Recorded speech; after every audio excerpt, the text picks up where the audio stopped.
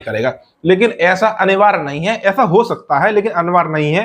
हो सकता है, उसकी नियम अलग है, और जो नहीं होगा उसका मैं अब यहाँ पर तुरंत बता रहा हूं। दशम का स्वामी जब भी अष्टम में बैठेगा तो अष्टम भाव जो है आपके जन समूह का भी होता है, अधीनस्थ कर्मचारियों का भी होता है।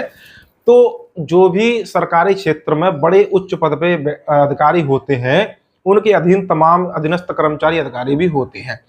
तो उन जातकों की कुंडली में मैंने स्वयं अनेक अधिकारियों के क्लास 1 के अधिकारी हैं, कुछ बड़े स्तर के अधिकारी भी होते हैं, उनकी कुंडली में दशम भाव का स्वामी अष्टम में बैठा हुआ था।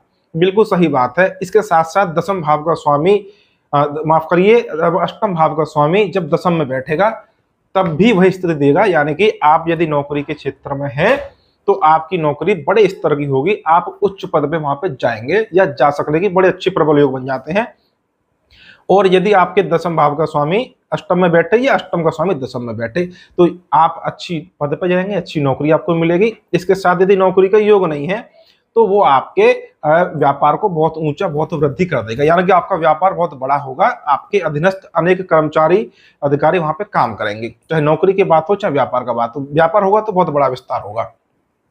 ये पहला जो नियम जो हमने पहला किया, दूसरा का सब यही नियम है कि दशम में जब दशम का स्वामी अष्टम में बैठे, अष्टम का स्वामी दशम में बैठे तो वो आपके कार्य क्षेत्र को नुकसान ना पहुंचा के बहुत ही ज्यादा लाभदायक पोजीशन में ले जाएगा। आप उच्च पद पर होंगे या आपके व्यापार को बड़ा कर देगा। वकील है आप तो वकील के क्षेत्र प्रसिद्धि आपको मिलेगी, नौकरी में है, सरकारी नौकरी में तो उच्च पद पर पहुंच जाएंगे, व्यापार है तो व्यापार आपका बढ़ जाएगा किसी भी क्षेत्र में हो।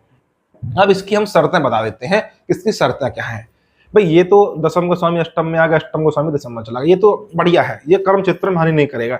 लेकिन इसकी शर्त ये है कि आपकी कुंडली का पहले भाव का स्वामी, जो आपकी कुंडली का सबसे मुख्य भाव है, प्रथम भाव, जो इसको इंजन बोलते हैं, लग्नेश, यानी कि मैं स्वयं, जातक स्वयं जिसको इसका प्रतिनिधित्व करता है लग्नेश, वो पहले भाव का स्वामी वहां बलवान होना चाहिए। दूसरी शर्त, कुंडली का नवम भाव जो भाग्य स्थान होता है, कुंडली का नवम भाव भाग्य स्थान, वो आपका बलवान होना चाहिए। बलवान का अर्थ यानी कि नवम भाव का स्वामी केंद्र त्रिकोण में होना चाहिए, शुभ ग्रहों के प्रभाव में होना चाहिए, क्योंकि सभी सफलताएं, जीवन की सभी प्राप्तियां, सभी उपलब्धियां सब भाग्य के अधीन ही हैं।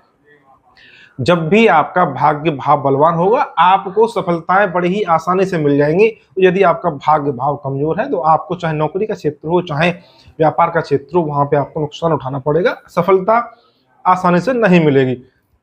तो पहला नियम, पहली शर्त लग्नेश वाली होना चाहिए। दूसरी शर्त आपके नवम भाव का स्वामी नवम भाव शुभ प्रभाव में होना चाहिए।